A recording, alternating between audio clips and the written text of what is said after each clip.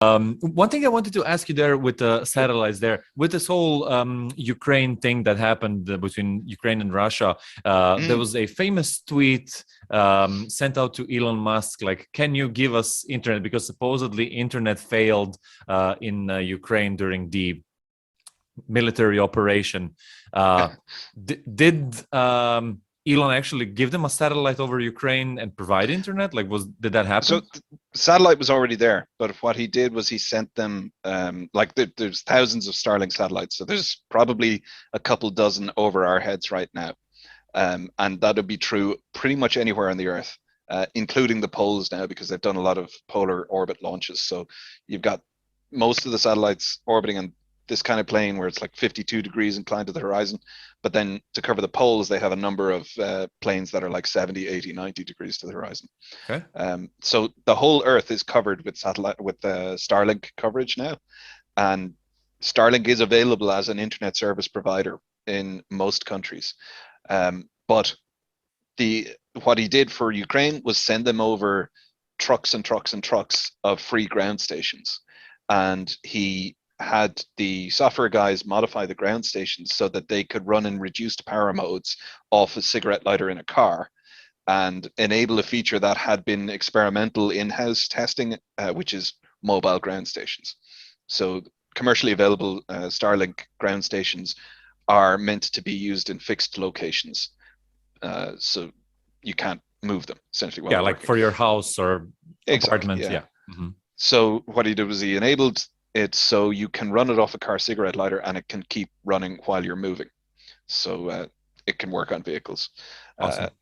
So yeah, it was a super awesome move, and from what I've seen, very, very appreciated by the people of Ukraine. Horrible situation that they're in. Yeah, amazing that he did that.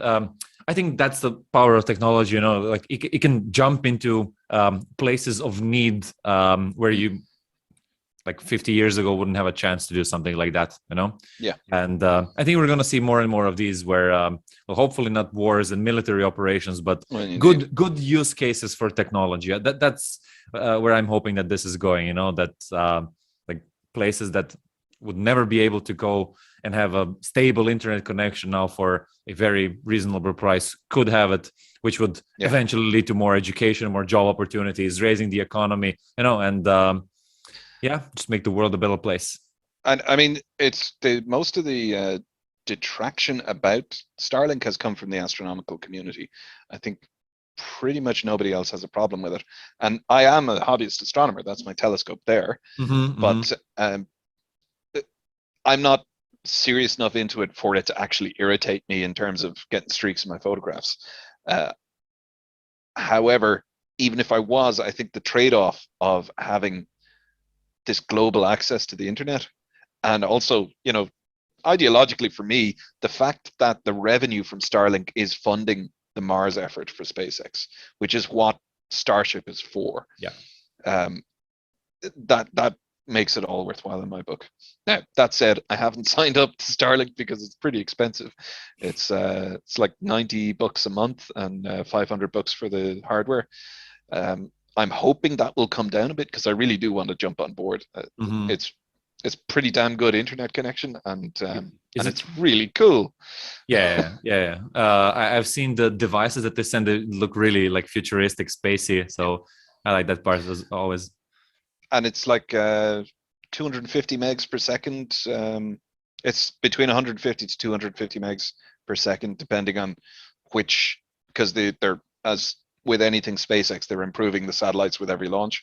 So the newer ones are capable of better throughput. And